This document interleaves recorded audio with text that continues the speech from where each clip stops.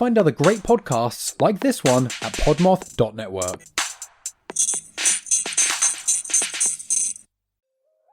Hey, Freaky friends!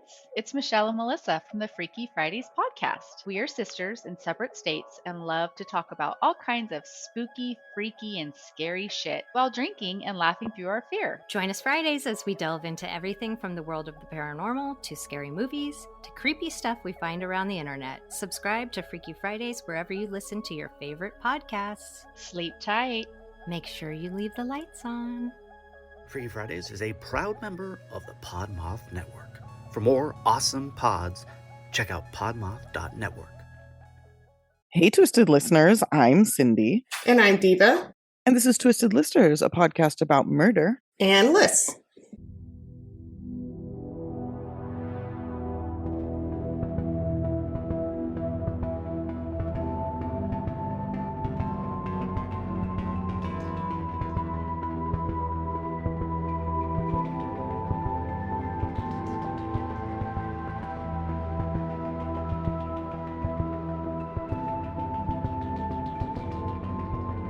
And we're brought to you by the Podmoth Podcasting Network. Check out all their other podcasts. They're all amazing. We've had a couple new additions. Oh my God, I'm a jerk. I can't remember their names. But anyway, you'll hear their ads. It's early. It is really early. There's always an excuse. It's early. It's late. Yeah. Midday recording is not for us, you guys. We just have to come to terms with that. We like extremes. We do. We like to be really uncomfortable and out of it when we record. It makes the murder go down more easily. I did want to call out, because I have not for the past 3 weeks, that Lady XY provided our outro music, which I don't know if anybody listens to the end. I know some people don't, just by talking to them. I'm like, motherfucker, right. I know you didn't listen once you were talking about the cases. But it's fucking awesome. The more I listen to it, the more I'm like, this is so fucking good. It's perfect outro music. And just shout out to them. They're 505 Resin Works also. They're just the shit. They're the best. Thank I'm so you. glad we met them. Yeah, we really have good friends to have. Talented friends. Yeah, talented and supportive and giving and just wonderful. So it's awesome. Big shout out. And sorry, I did put it on the show notes, but I wanted to say it here. So I love listening to the end, the end of podcasts. I'm kind of fussy about that. Me too. I always do. I always listen. And so I find it weird when people don't. I kind of understand it, but I'm also come on, y'all. Come on. I mean, if there's an ad, I'll turn it off. But I have to get the last word in of the actual podcast. Agreed. Yeah. Anyway, so this is your topic. Mm-hmm. It's Murdered on Campus. It's to celebrate going back to school. Back to school. I love the school sections in right now in my Ralph's, it's part Halloween and part back to school, and I'm I love it. Yeah, it's good. It's good. Yeah. It's freedom from my 7-year-old, which I love him dearly, but God, I'm so glad he's back to school. And Halloween's around the corner, although we do have some 100-degree days this week, so that's pretty fucked up. Yeah. Well, I mean, things are only going to get hotter every year too, because of capitalism and climate change. So I put up Halloween decor in my house this weekend because I was like, fuck it. We're not waiting for the weather. We're going to wait. We're going to wait until September 1st and just hope that that's the end of the 100-degree days. But you can put apple cider on ice. You can drink it cold, That's true. Ooh, it's so good. I can't wait. I'm so excited. Anyway, all right. And for this year to celebrate, I'm going to try a pumpkin spice latte. Wow. I've never had one, so that's how I'm going to celebrate. Are you anti-pumpkin spice as a flavor? I don't know. You don't love it? I don't know. It's okay. I'll try it in coffee. I bet I'd really like it. I feel you'd eat a pumpkin cake or a pumpkin bread. Yeah. No. I do. Yeah. I do. Okay. So in coffee, it sounds good, actually. I don't know why I'm being a hater. I'm just one of those people. Because it's basic and stuff? Is that Yeah. I don't want to be. I'm so scared of being basic. I feel if I have a pumpkin spice latte, I'm going to start wearing knit caps and knee-high boots. I love pumpkin spice everything. When people are like, oh, this is taking it too far, and they show some pumpkin spice product, I'm like, no, make it everything. Make everything pumpkin spice Lysol wipes. Yeah, no, I want everything in my life to be pumpkin spice. I have pumpkin spice Febreze that also got changed out in my life this weekend as well. Whenever the Halloween decor goes up, I take away the summer Febreze. I put out the pumpkin spice Febreze. Good God, Diva. Goodness. Yeah. All right. You liking it makes me feel less scared to enjoy it. So thank you. Thank you for freeing me. Okay. from the basic bitch. So just real quick before we get into the cases, if you'd like to join us on Patreon, we're doing Big Ed this week. Patreon.com/Twisted Listers. If you'd like to join us on TikTok, it's just at Twisted Listers. If you'd like to join us on Instagram, you can do that at Twisted Listers PCast. If you'd like to check out our website, you can do that at twistedlisterspod.com. And if you'd like to send us an email with case suggestions, we got another one today. I saw your email. Ooh. I'm gonna look into it. You can do that at twistedlisterspod@gmail.com. That's right. Okay. So I'm going to kick us off since you chose, and I'm going to do one of the most infuriating cases I've ever covered in my entire life. I have a fuck ton of research because I got real into it, so I hope everybody's ready. Fantastic. This is the case of Lauren McCluskey. And if you guys don't know this case, just be ready to be really upset. And if you do know this case, then hopefully I do it justice. I'm definitely going to yell and be upset. So here we go. I don't know it that well, so I'm excited to yell along. Oh my God. I think I've only seen a Dateline like long ago, but I forgot everything about it. So yeah, this is insane. Okay. So we're going to start talking about Lauren. She was born February 12th, 1997 in Berkeley, California. Ooh, family. Young.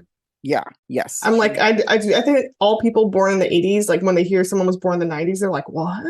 Everybody born in the 90s is 15 in my mind. Like, yeah, they're all in 12. This moment. Yeah, yes. I'm like, you're tiny, you're a child. Wow. And she was born at the end of the 90s, so she's like extra baby. Her family moved to Pullman, Washington when she was really young. Both of her parents were, I believe, professors or at least teachers. One taught economics and one taught physics. So nice. Smart people. Very, very smart family. Yes. Lauren was also very smart. And on top of being smart, she was also super athletic. She was really into track and field, and she kicked ass at it. When she was 8 years old, she broke 3 records in the track events in a single day at the Junior Olympics competition in Washington State. Holy shit. Yeah. So she's like legit talented. Wow. And then in 2012, she was the Washington State champion in the high jump.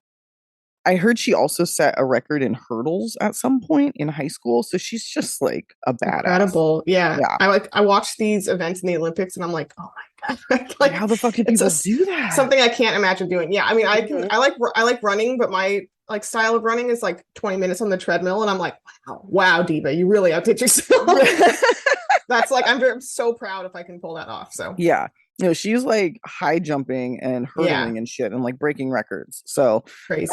Aside from being a super talented athlete, she was a really sweet person. She was really, really good to all of her friends and family. She was also really into animals, and she volunteered at the local humane society. She was actually specifically really into cats, Diva. Oh, yeah, nice. She loved them. Cat people are great people. They are, yeah, and that's kind of where she focused her time when she was volunteering. She also had 2 pet cats, Fuzzy and Victory. Cute little names. She was super shy, which I think is part of why she really liked cats. They were like pleasant, they're peaceful. I mean, they're little bastards, but they're like, you know what I mean? No, it's an introvert's like animal for sure. It is, yeah. And she was a big introvert, but she was also really, really likable. Like everybody loved her. Yeah. So when it was time to go to college, Lauren applied to and went to the University of Utah, which is located in Salt Lake City. I believe she started in 2016 when she was like just 18 and ran track. She competed. I don't think she had a job. I think her parents were able to like pay for her. So she stayed busy competing. She had really good grades. She made some really close friends, just living her best life.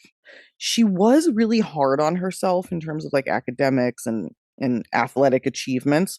So her parents were kind of like worried that she was like, not enjoying her life as much. Like she was more like just really concerned with like being the best, which is great, but also like it would be nice, I think, for people in her life to have seen her kind of open up more. Yeah, being like that, a type A person, as I am too, has its pros and cons. It does. No, it does. Yeah. I'm the same way. Like if I make a mistake at work, like I try to shake it off, but it'll be with me for like days. Oh yeah. Yeah, for sure. You're a fucking loser. You're the worst. Like you're gonna get fired. Everybody hates you, and it's like, dude, fucking relax. But anyway, so I feel this deeply, but also like I understand people around her being like, calm down. She had a roommate, Alex, for a while. I think by her senior year, Lauren was living alone, but she and Alex remained super close, and they spent most of their free time together. And they both still lived in the dorms. I don't know what happened, but they ended up living apart, but still being like besties. Okay. So like I said, Lauren was super shy her whole life. She was on camera for track because she was like always kicking ass, but she really like didn't like it. And she would try to deflect to like other people, like go interview somebody else. Like I just ran, like leave me alone, Yeah. Really sweet about it, but you could tell she was uncomfortable. And this continued through college, right up through her senior year. But in her senior year, which was 2018, according to her friends, she sort of like blossomed. She started being more talkative. She was like telling personal stories about herself. She was going out more. At one point, she even took her friends to an open mic night and did a stand-up routine. Just like whoa, out of fucking nowhere. It was like, hey guys, let's go to this thing. Like, and did comedy. And That's then she fun. like it's like a complete 180. She also started to go to this bar, Cheers to You, to sing karaoke. So completely came out of her shell. Yeah. She seemed really happy because now she's got great grades. She's successful in her track career. She's studying communications. She's like wanting to move to San Diego. Like it seems like she's fully blossoming into this really amazing person. Nice. One night in September of 2018, new outgoing Lauren asks Alex, like, hey, do you want to go with me to a bar that just opened in Salt Lake City called the London Bell? Alex is like, I'll go for one drink. Like, yeah, let's go. It's a new bar. Let's check it out. And this bar was super swanky. It had red velvet couches, the whole like, there were dance floors. It was very like, kind of sexy and fun or whatever. So sexy and fun or whatever the fuck. I'm not in my 20s anymore. I don't even know. I was like, that was the description of someone who does not go to sexy bars. Exactly. I've been to a few sexy bars and I felt like so terrible being there. It was never my thing. So I love like dark bars, but not like dark sexy bars. I want like dark bars with like old men in them. Like I know that sounds weird, but like dive bars.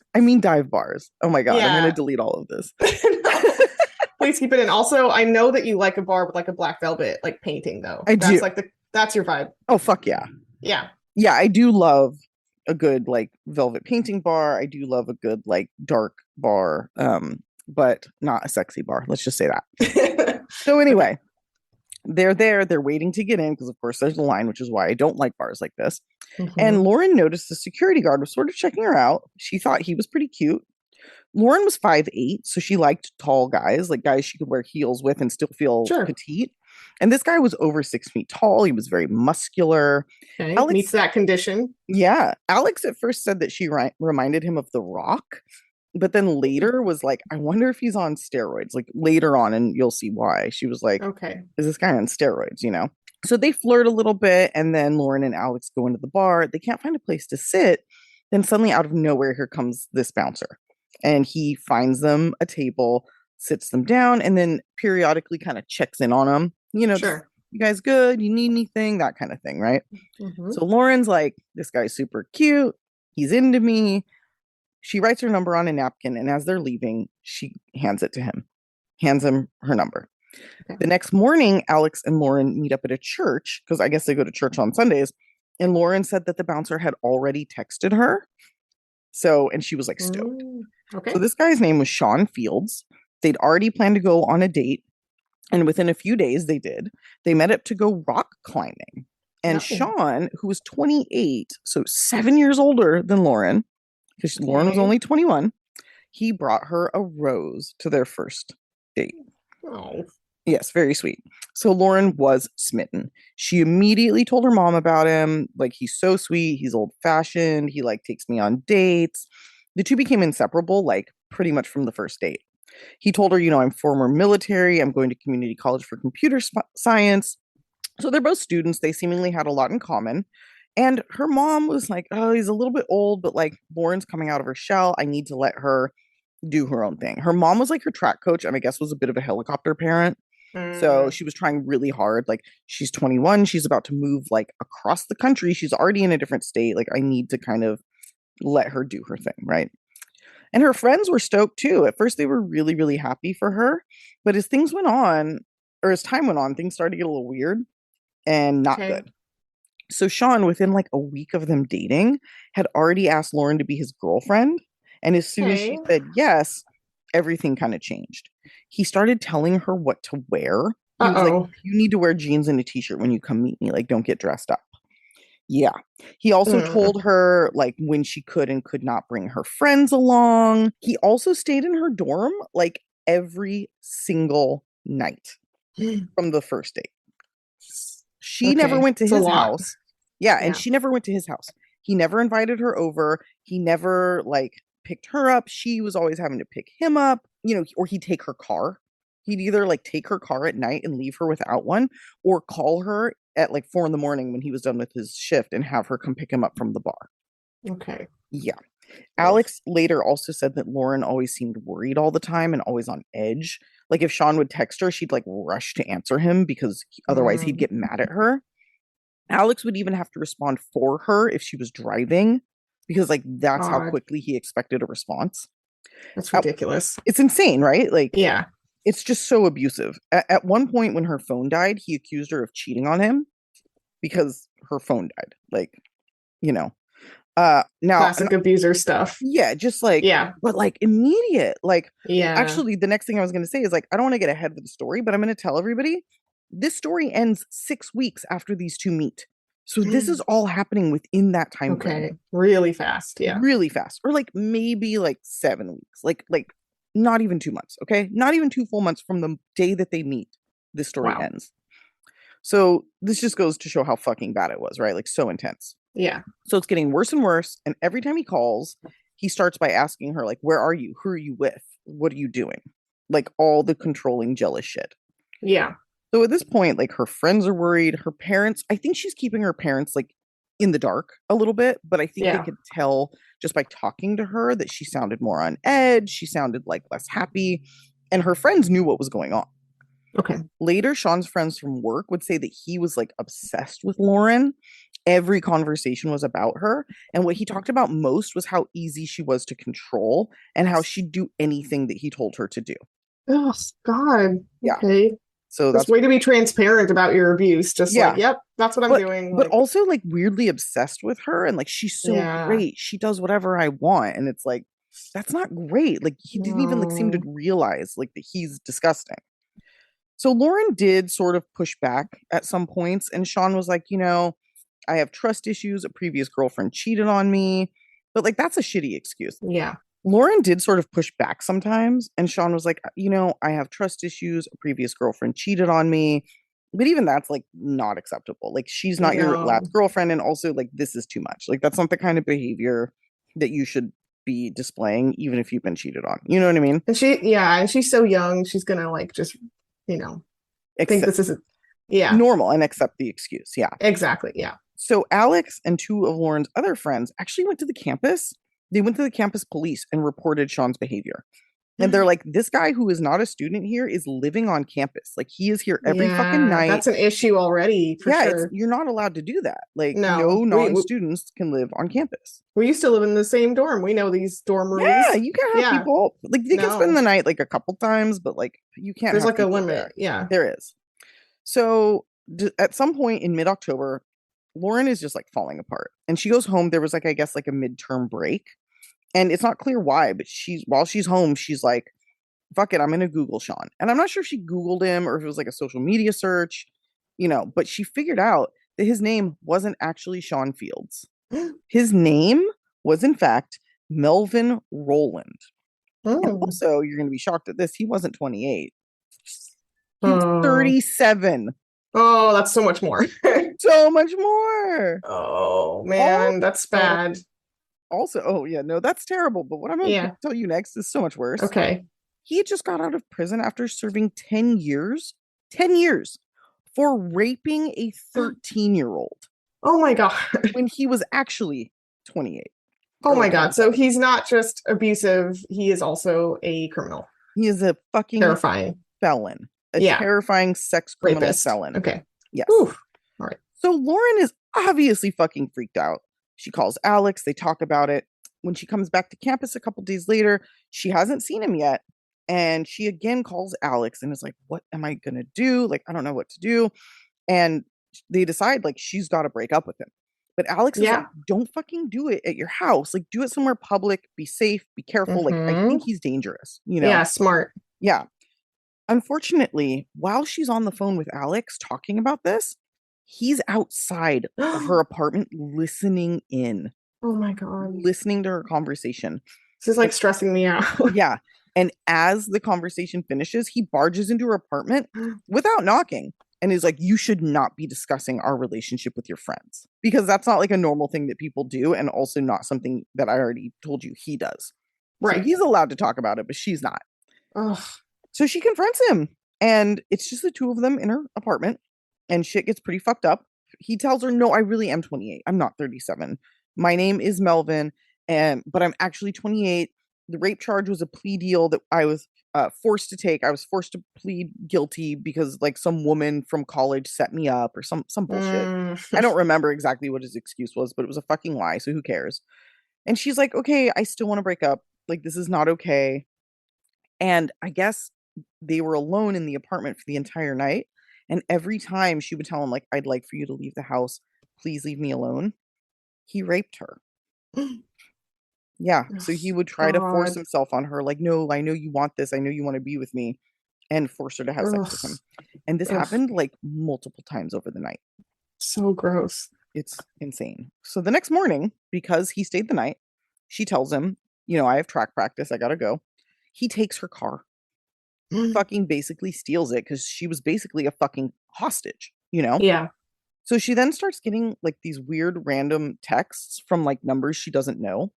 And these people are claiming to be Melvin's friends, asking her like, why'd you break up with the big guy? He really loves you. I'm sure he just went in her stolen car and bought some burner phones to harass her, you know? Then she gets a text from another phone number saying like, Melvin can't even look at you. He's going to drop the car off at the stadium because he doesn't want to see you. You can come pick it up. So Lauren calls her mom, Jill. And again, I don't think she told her the full version of what happened, but she tells him, you know, we broke up. He took my car. I'm afraid of him. I don't know if she told them about the sexual assault because like I heard the campus police call from her mother and it doesn't get mentioned. So I don't know. Yeah. You know. That would be hard to tell your mom too, obviously. It really would. Yeah. Yeah. But Jill's still very worried. Like I said, she's a former helicopter parent. So she calls the campus police and asks them, like, can you give her a police escort to go get her car? Like, she's nearly in tears at the end of this call, her mother. Yeah. And she's like, I think he's dangerous. So I hear them talk to Lauren. The police then call Lauren and she sounds super nervous. At first, she's like, he's dropping in at my house, so you don't have to come by. And then she calls them back and she's like, well, the plan changed and I have to meet him at the stadium. So I really would like somebody to come with me. Yeah. So they go with her. This is October 10th. She gets her car back. Melvin's gone, right? Everything's good. She then keeps getting these weird text messages and they start telling her like, you should kill yourself, like, you know, things of that nature. And then they also tell her like, Melvin killed himself and it's your fault. Oh my God. And then, no, he didn't kill himself, but he did die in a car crash. You have to come to the funeral. And it's all him, obviously. Yeah, obviously. Yeah. So she checks Facebook and he's still active. So she's like, okay, this is bullshit. And also, what a fucking moron, right? To be like active on Facebook. Like she's not going to be able to tell. Like, yeah. Idiot. So Lauren again calls the university police and tells them about the harassing texts on October 12th. They did jack shit about it. They didn't even take a report. They were basically like, if there aren't threats, we can't help you. Because I guess go kill yourself is not a threatening text. Yeah. I beg to differ, but okay. Yeah, agreed. Melvin then texted her from this random number on the 13th, but obviously it was him because he says, I have a compromising photo of you. And he sends her a picture of this sexual photo of the two of them. And he said, if you don't give me $1,000, I'm going to post this online. Ugh. Now, let's just stop right there for a second because I'm not sure that Lauren told the police about the rapes, right? Okay. But Melvin is on parole, so these harassing text messages are enough to get him sent back to prison. Those text messages alone, his parole officer would take his ass back to prison. Yeah. And if the campus cops had taken even 1 second to look into this guy, they would have known that and the story would have ended there. No, they didn't do so much as a Google or putting his name in the system. They didn't even do what she did. Yeah. No. Oh, and we'll talk about that in a minute too. Okay. But here we are. They didn't do it. So now we have extortion. And she paid him. She fucking Venmoed him at this random Venmo. God. And she was scared. So she called the police and told them what happened. And they even went down. She got Alex to come over and Alex took her to the station, like as her support. The police interviewed her in the lobby surrounded by people. They didn't even bother with a private room, even though this is an explicit photo and like, oh my God. Yeah. Because police are woman-hating trash. This is so common. Cops love to do this to women. They love to exert their power by forcing them to talk about degrading things in public. Ugh, it's fucking sick and it should be illegal. But well, and also there's just like a total lack of effort. Like they're not really investigating. Like no, they're like, oh, he raped you and extorted you for $1,000. Why don't you just talk about it openly in front of all these random casual 21-year-olds? Give us the rundown casually. Yeah. All right, we don't bye. give a fuck, right? Yeah. So they take this half-assed report. They don't bother with her privacy. They do nothing. What they did was at this point, they actually did look up Melvin in their database. And they're like, oh, he only has a traffic ticket. He seems like a good guy. After they found out that he extorted her, they saw the text messages of him extorting her. They told her that he seemed like a good guy. Oh my God. Yeah. These fucking troglodytes looked up the wrong fucking guy. Oh my God. And even so, like, what the ever-loving fuck? Sorry, my cat's yelling at me. She's really mad about it too. Good girl. So anyway, now Lauren is like, okay, I'm going to go to the actual city police.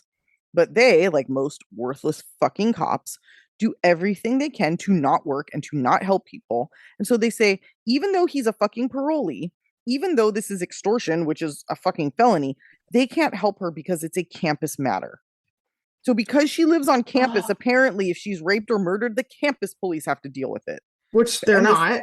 Yeah, and also, like, give me a fucking break. Murder is a felony. It's not going to be the campus police. It's going to be the fucking police. That's so insane. Just excuse after excuse. They didn't want to do anything. So on the 19th, 6 days after the extortion, she still has heard nothing from the police. So she calls the city police again. And she gets a message returned to her phone saying, there's a detective on her case, but they're out of town until the 23rd. I'll call you when I get back. But, you know, if anything terrifying happens, just call us again. Oh my gosh. Lauren was murdered on the 22nd. Yeah. Yeah, and so many times with abuse of women too. Like the cops are like, "Are you dead?" Like, you know what I mean? Like, yeah, call us when you're dead. Yeah, exactly. Call us when you're dead, because that's when we'll take it seriously. Yeah, and also this is so frustrating because there's so many cases of this type of thing where you can look back and say, "Oh, well, why didn't she talk to police? Why didn't she try to report things earlier?" And in this case, she did. She was like, "Hey, anyone, please fucking help me," and they were like, "No." No. Yeah, exactly. It's like, why didn't the victim X, Y, and Z? And it's like, in cases like this, you can't even attempt to victim blame because she did everything right. She tried. Yeah. So that weekend, undeterred and still being harassed by him, she actually sent screenshots of the threats and the extortion and the photo to the police, trying to get them to do fucking anything to protect her. Yeah. So October 22nd, now we're on the day, Lauren got a text from someone pretending to be the chief of police and saying she needed to come down to the station. Oh, she knew it was Melvin. She called in and told them about this as well. That's impersonating an officer, which is also a felony. And this guy is a felon and a parolee. Like, what the fuck? Later on, it was learned that the cop she called did nothing with that information, didn't even write it down, and just told Lauren to ignore it. Just ignore it. Yeah. Isn't it also illegal to impersonate an officer? Like, that's what I'm saying. It's a felony. It's a separate crime. Like, yeah. What the fuck? Oh my God. So that same day, Lauren goes to class. She does her thing. Around 8:15, she called her mom while she's walking home. She did sound better. She sounded less scared. She'd like kicked ass on a test that day, so things were going well for her. She told her mom, you know, they're like talking for a while, and as they're about to get off the phone, she's like, "I love you. Like, I'll talk to you later." Basically, like, "I love you." And her mom was so relieved. She was like, "Lauren sounds good. She's finally getting over it. Like, she's not worried about this guy anymore." Then, just before they hang up, she hears Lauren say no and then start to scream, "No, no, no, no," over and over. Oh my God. That's so scary. It's terrifying. She hears the phone drop, but it doesn't hang up. So she stays on the line, but she can't hear anything. So she stays on the line and she has her husband, Matt, who's Lauren's dad, call police while she stays on the line with Lauren's phone. Matt tells the police what happened, says he thinks she was mugged, and he mentions the name Sean Fields, which is what makes me think Lauren had kept some of this from her parents because they didn't know the guy's real name. So I think she was trying to shield her parents from like the worst of what was happening. So they tell the police, and the campus police are like, "Oh yeah, we know we've been dealing with this. Like, we'll go out looking for her. Yeah. Just like blasé as fuck. And like, I heard the call and it's like, are you fucking kidding me? Wow. And they're like, let us just see if we can find her. Meanwhile, Melvin, who had been hiding outside of her apartment, ambushed Lauren, forced her into a car at gunpoint, drove her to a dark corner in the parking lot on campus, and shot her 7 fucking times. Oh my God. It's so fucking sad. Her parents were likely still on the phone with the worthless fucking cops when she was murdered. And while they were on with them, another student found Lauren's backpack and phone, and she picked the phone up and was like, hello? She's like, I just found this on the ground outside of the commons. Like, what's going on? It took about 4 hours to find Lauren, and I don't believe it was the police who found her. I believe it was like independent people helping search for her. Of course. Yeah. Meanwhile, Melvin calls another woman he had met on a dating site, which, P.S., being on a dating site was a violation of his parole. So if his parole officer had been doing their job, he would have been put away. That says something too. If the condition is like, you can't date. Yeah, you cannot do online because you're such a fucking predator. And we'll talk about that in a second. But this is another time that the system failed because the parole officer should have fucking known. Yeah. So he calls this woman to pick him up from campus where he just murdered Lauren. They go on a date. I'm pretty sure like they had sex. He takes a shower at her place. And then he disappears until the next day when he's found shot in the car. He killed himself with that same gun. My God. Yes. All right. This is very frustrating. Yes. You're right. Yeah. The gun wasn't his because felons can't have guns. And it belonged to a former coworker of his who'd been fired. Melvin gave him $200 to, quote, help him out, then immediately asked a favor in return, help me get a gun. This guy felt obligated, so he helped him. He didn't have any clue what was going on, but he did end up getting 3 years for this, as he did know that Melvin was a felon, but I'm pretty sure that he was just basically in prison until his court date and then got out with time served. So, like, nobody's getting anything for this. It also came out that later that students had seen a man on campus for multiple days leading up to the murder, lurking around while wearing like a Halloween mask that was later tracked to a previous costume that Melvin had worn for Halloween. Okay. Yeah. So, I mean, in terms of who to blame, this is squarely on the police, right? Yeah. It also later came out that Melvin had been sent back to prison twice for parole violations, meaning that he was let out for rape within those 10 years and then sent back. He admitted to raping another teenager. He'd attempted to rape a couple other women. Like, God. This guy is a gnarly, terrifying He's a monster. He was predator. Just on a fucking roll. Like, he could not stop. Yeah, so he is security at a club where young women go. God. Yeah. Why is he security too? Like, that does not seem like nobody did their job here. Nobody. Oof. And here's the thing, if Lauren could do a simple like Facebook or Google search and figure out who he really was, literally any of the other people who should have done that could have done that. The cops, for example, his employers, the parole officer, anybody. Anybody. No, that's the most maddening part of this is that they literally did not put him in the system. They didn't take the 20 seconds it would take to type his name out. That like they weren't willing to put that much effort in. They worked harder to not do their jobs than they would have worked to do their jobs. And that is so fucking common with the police that it is just insane. They went out of their way to not do their job. Yeah. But if you'd like to rage further, I'm going to tell you the one thing that police did do. It was October 12th, like I said, when Lauren first contacted Officer Miguel Deras from campus police to report the harassment. She called back the next day to report the extortion. He never bothered to investigate her claims, but he did call her back and asked her to send him the compromising photo. He then shared it with friends, made comments about how hot she was, saved it on his personal phone, and sent it out in emails, although the emails were supposedly work-related. My mouth is on the fucking floor. Like, I'm so mad. I'm so mad. Yeah, this is the campus security who allowed her to be brutally murdered. He ended up not getting in trouble besides having his name dragged through the mud. So let's say it again. Miguel Deras. Okay. Fuck you. Yeah. Fuck give you him a little bad press there for sure. Yes. His personal phone, for whatever reason, was allowed to also be his work phone. So they're like, well, it's his work phone. So if she sent it to him on his personal phone, it's also his work phone. It's like, that's unacceptable. First of all, stop that. God. Second, before handing it over to police for investigation, he deleted the photo. And they didn't get forensics because they don't give a fuck. Like, oh, that's fine. Yeah, again, no effort to punish this guy, just like they put no effort into her case. So no, because forensics could have easily just found that it had been on there. We talked about that in a previous case I did, like, not that long ago. And I bet you, like, I mean, some people might be thinking, like, they just probably aren't, good at doing any kind of investigation or case, but I bet you that if there was, like, a person of color with drugs, they would, like, hop up out of their seats, like, oh, goody. Like, I'm actually really glad you said that, because this guy, Melvin, was a black man. And she was a white woman. And I have a real strong feeling that these racist piece of shit cops were like, oh, you want to have sex with a black man? We're not helping you. Like, I truly feel like they were punishing her because of who she chose to be with. But you think it could flip the other way, where they want to punish him out of racism. Right? The depth of hatred for women is pretty fucking deep. Yeah. Like, yeah, absolutely. But I'm just saying, if there was like a drug thing, they would probably care. They'd give a shit. Yeah. If he was selling loose cigarettes, right? Yeah. Then they'd care. Then they'd fucking murder him. But I think their whole thing, beyond just like general neglect for the student population, was also, I do think that there was like a hint of that in there.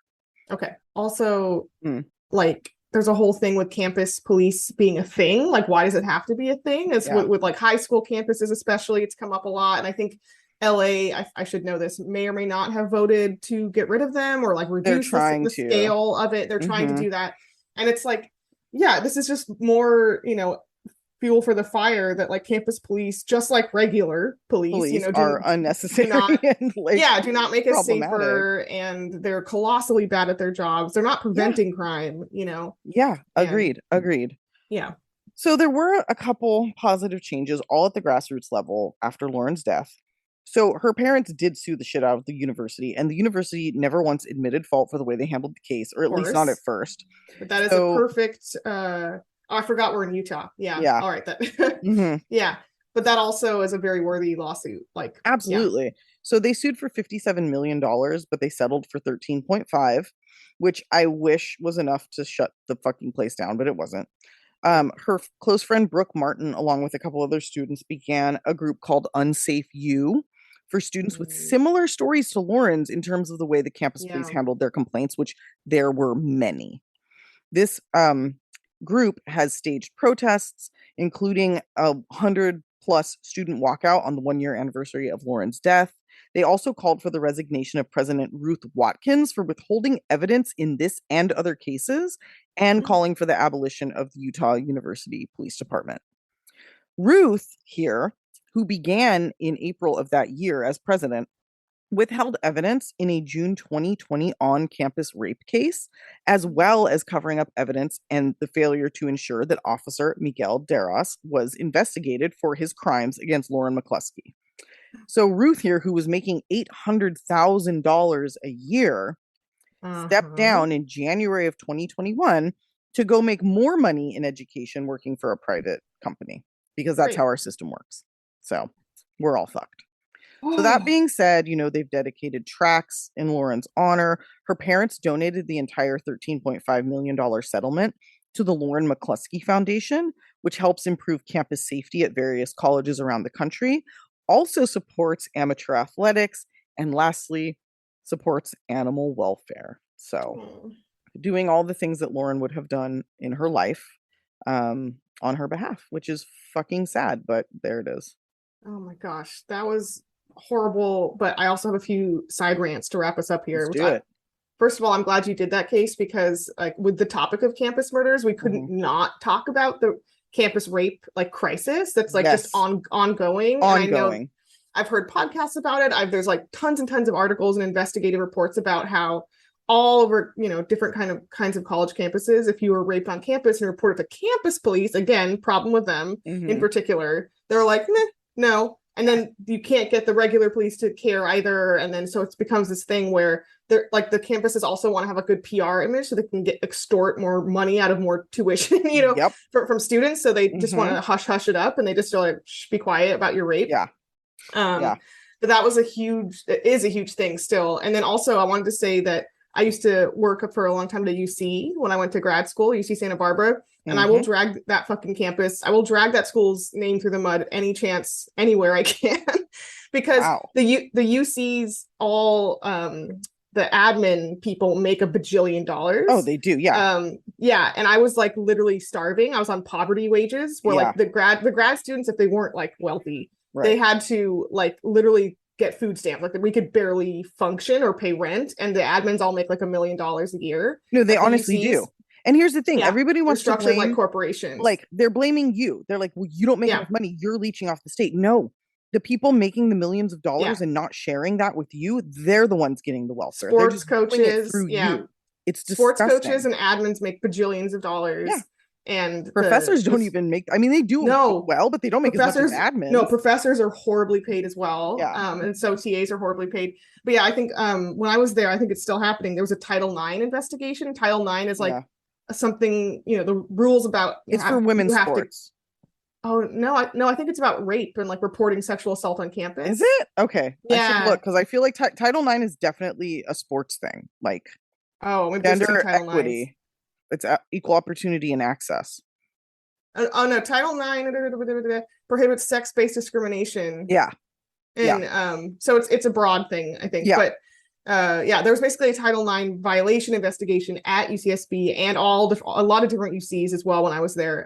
So it's one of the schools that has been doing that, like the hushing the rape cases. I mean, find me a school that didn't. Like I grew up in Davis. Yeah. Like Davis is really safe, and I'm like, do you know how many rapes happen on campus there every year that just don't get talked about because Davis is safe, and like we need to maintain that image. Like, no, it's not. And like the people would always like besmirch to like some certain parts of Santa Barbara, or because there's like poor people or Mexicans living there, God forbid.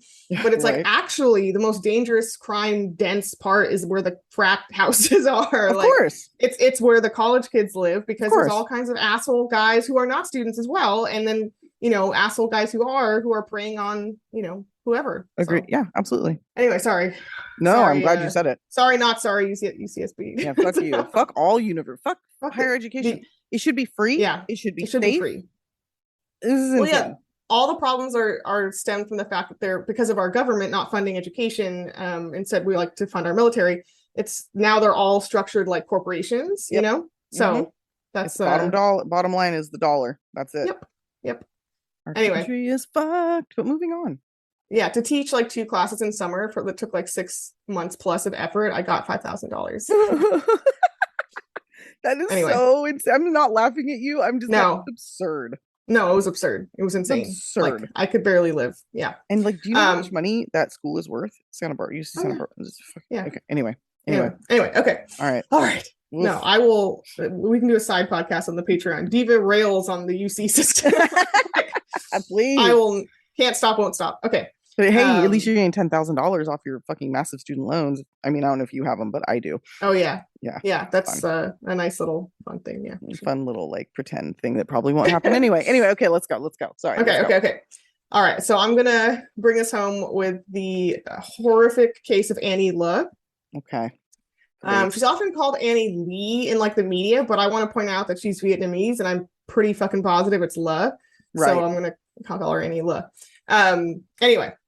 So this is a horrible case. It's very well known. And I called dibs. Like, this is part of the reason I wanted to do campus murders, was to do this case. Yeah. I saw that just like get like you like wrote it and highlighted it. I was like, okay. I want it. Yeah. Okay. I was just, riveting for me, when it happened. And now, so this happened in 2009 in New Haven, Connecticut, on the campus of Yale. Oh shit. Okay. Here we go. So Annie was 24. She was a PhD student in pharmacology.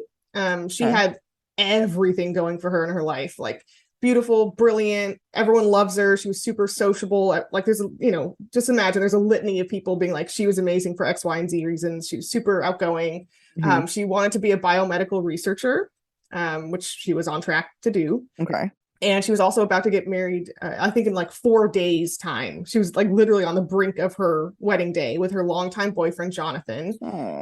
Jonathan was getting a doctorate at Columbia. So they were both, doing their doctorate thing on the East Coast. She was originally from like San Jose area, I think. I forget the exact South Bay area. I forget the exact city. Okay. I think like Danville, thereabouts. Yeah, totally. And by all accounts, she and Jonathan have a great relationship. They're super in love. She's super pumped to get married. And I think they're both like nerds, essentially, like science nerds. So, great couple. She was physically petite, but according to her advisor, she, quote, gave the impression that she was larger than her physical self, which I really liked that quote. People always think I'm like 2 or 3 inches taller than I am, and I like to think it's based on my personality, and I kind of fucking love it. Yeah, a strong presence. Yeah. So I think that's cool. Like, don't underestimate her just because she's small. I love that. And so often, also being a girl as a grad student, different field, but I can tell you it's hard to like assert a presence, right. And like all the men are like, oh, I'm going to talk for 15 hours about my cool idea. So it's cool that she was like, being a strong person. Doing this. Yeah, I love that. So surprise, surprise, we're here. Annie goes missing. I'm just going to jump right into it. And she goes missing from a very strange place and time from the middle of her workday.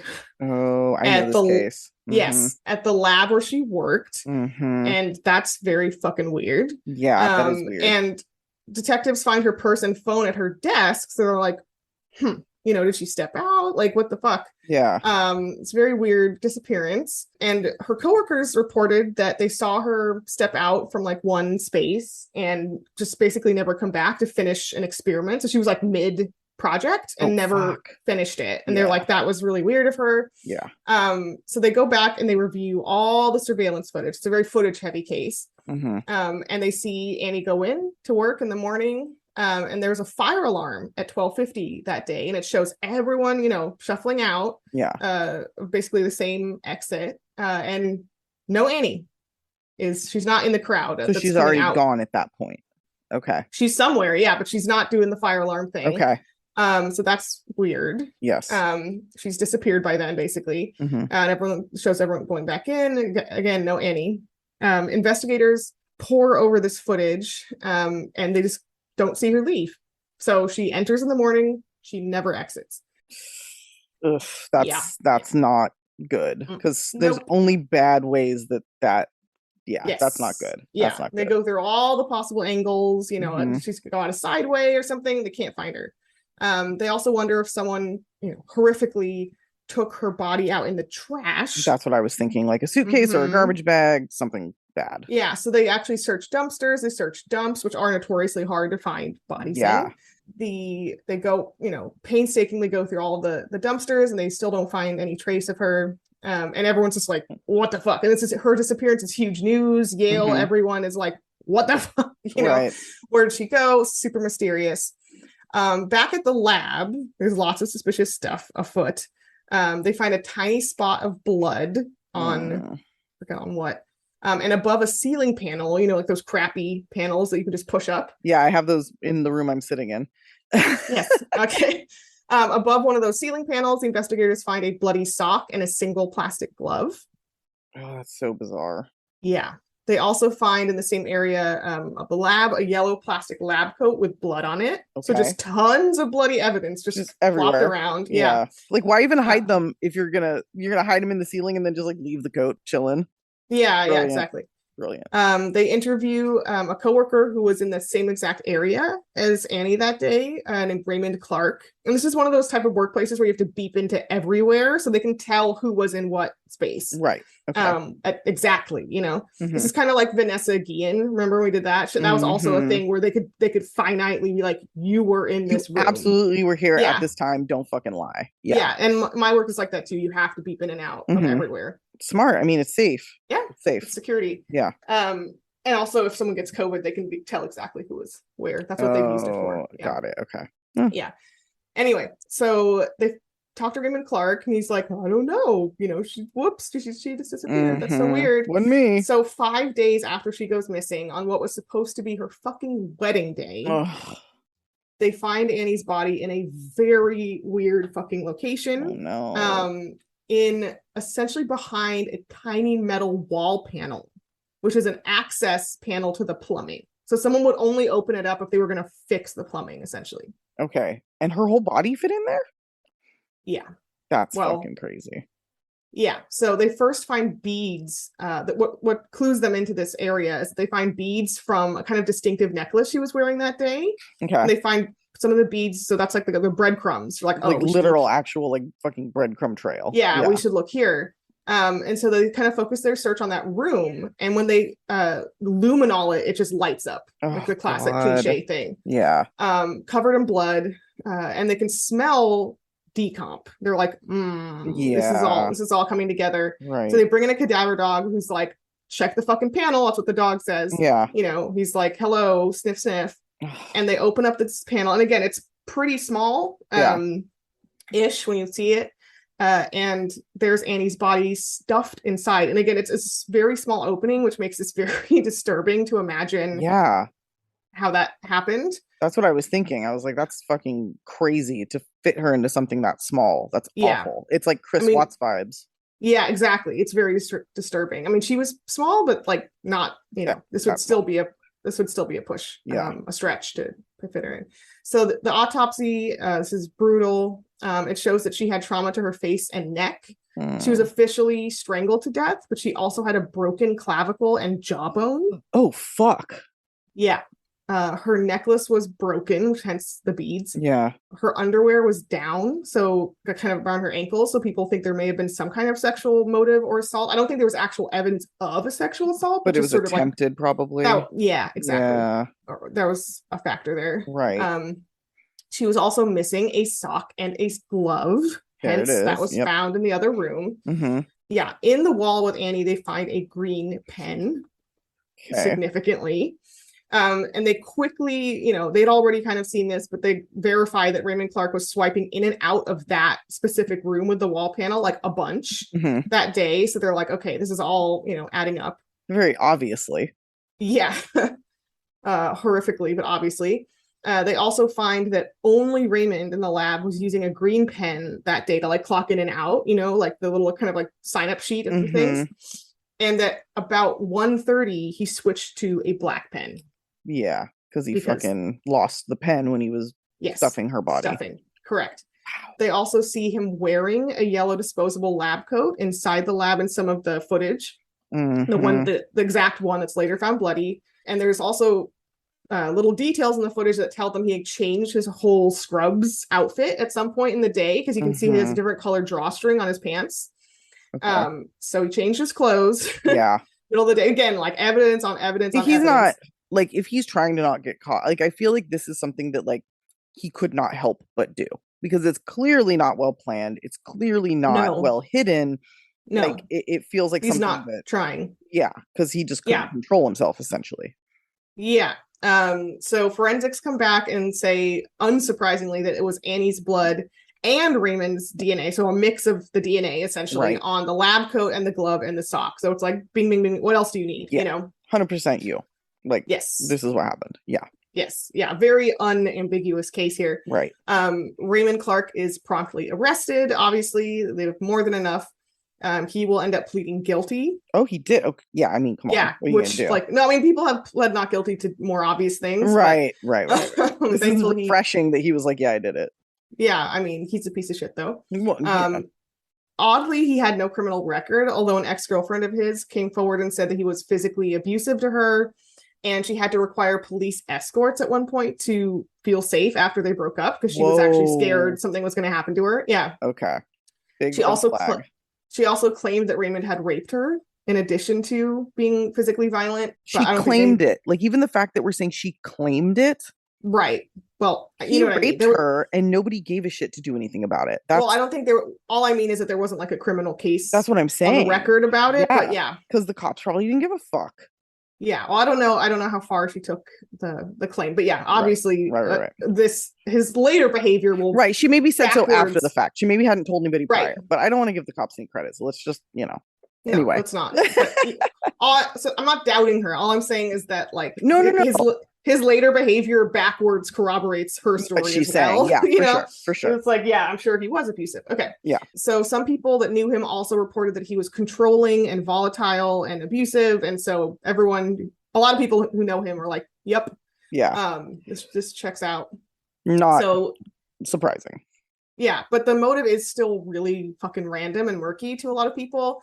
The investigators will also find that she sent out an email that day to her coworkers at the lab, kind of saying that she was getting married, both to be like, like a little mini announcement, but also to say she was going to be out for a few days, like, just so you know. And people think that this might have set him off. Yep.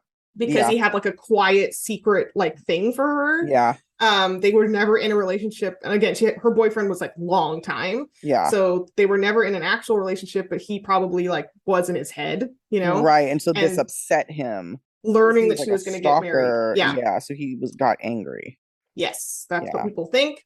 And basically the hypothesis is that he just attacked her randomly. Just like came in and was like, Yes. And probably attempted to sexually assault her in some capacity. Also, as Paul Holes always said, just because there's an absence of semen, there doesn't mean that nothing happened. Right. Agreed. Yeah. Yeah. It's gross, but it's true. Yep. He can get off on it in other ways, and it was definitely part of the motive. And he felt, I think, entitled to her essentially. Yeah. Obviously. And he changed out of his bloody scrubs and poorly hid the evidence, as we talked about. Yeah. Just before going out for that fire alarm. And what's wild too is that he left her body like out, essentially, like during not the fire alarm. During the fire alarm, and then went back and beelined it for that room, and then stuffed her body in. Fuck, dude. Yeah, that's so she was crazy. Just out. But everyone was leaving the building, so he was like, "It's fine." It's not like anybody's gonna see her. Yeah. Yeah. And he also, I think, strategically chose that room because there was no camera for that room. Okay. So that's why the stuffing and the actual murder probably were not actually captured, which is kind of good in a way. Like, we don't need to see that's gnarly. But that's why he did that. Yeah. He's charged with murder and attempted sexual assault. He takes a plea deal, so he only gets sentenced to 44 years because of the guilty. I mean, I'm trying to be abolitionist about it, and like I know, and like 44 is plenty, right. But at the same time, like the logic of why some people get life sentences for like weed, and then this happens, it is like illogical. But our justice system does not make any sense. So no, it doesn't. But how old is he? Like in his 20s? Yeah. Oh yeah, he was the same age as her, so like 24 or something. Okay. So he'll probably get out at some point. He will. Yeah. Wow. Scary guy. Again, if and when he gets out, people of Connecticut, like, don't go on a Tinder date with him or something. Don't work with him. Don't be anywhere near him. He's a scary guy. Like, he's a very scary guy. Yeah. And Annie, her body was sent to Placerville, There's the city. Placerville, California, where she's from. Placerville. Placerville. Okay. Placerville. Which is where she was from, so she was buried there. And obviously her family and her fiance were just like wrecked. Yeah. Duh. Yeah. In 2010, the Yale School of Medicine announced fellowships honoring Annie for graduate students in her exact program. So that's nice. Nice thing in a horrible story. In 2011, her family filed a lawsuit alleging that police didn't properly investigate her disappearance until the following day. So they also, another little moment of campus police not caring. They kind of took a long time to get rolling on the investigation. They also alleged that Yale should have known about his history of violence towards women. So there might have been something on his record. If there was something on his record, then agreed. If there wasn't, then it's like, that's hard. That would be more a lawsuit for the cops than like the school, like why isn't this on his record? I'm not sure exactly what was on his record. Right, but sure. Obviously maybe the ex-girlfriend like put a charge in and then dropped it or something, Yeah. I think it might have been something like that. Anyway, so their lawsuit was settled out of court for about $3 million, so it was successful. Okay. But yeah, that's the horrific case of Annie La, and it's really fucking sad. It is really fucking sad. And pointless, just because the man was like an incel, essentially. Yeah, and a psycho. Something was very wrong with him. Fuck, dude. That's wild. Sucks. It does. All right. Well, there's our first two. Hope you guys enjoyed them. I have to apologize if there's background noise on my end. I probably edited this out when I said it earlier, but I basically live in a fucking airport. And I record outside because it's where I get the best signal and like voice quality. But planes fly over like literally every 5 minutes, so we're constantly having to wait and like edit shit out. So if you do hear a little bit of background noise from time to time when I'm talking, that's why. And I apologize for that, but we're doing the best we can, you guys. We're trying. I was kidding. I'm not upset. Anyway, So we have 2 more of these cases coming, 2 more of these horrific, angering, terrible cases. In a couple of days. We're back on track now. We apologize. We were off for a little bit, but I think we made up the time. And so we will see you guys or talk to you guys in a couple of days. And until then, stay off our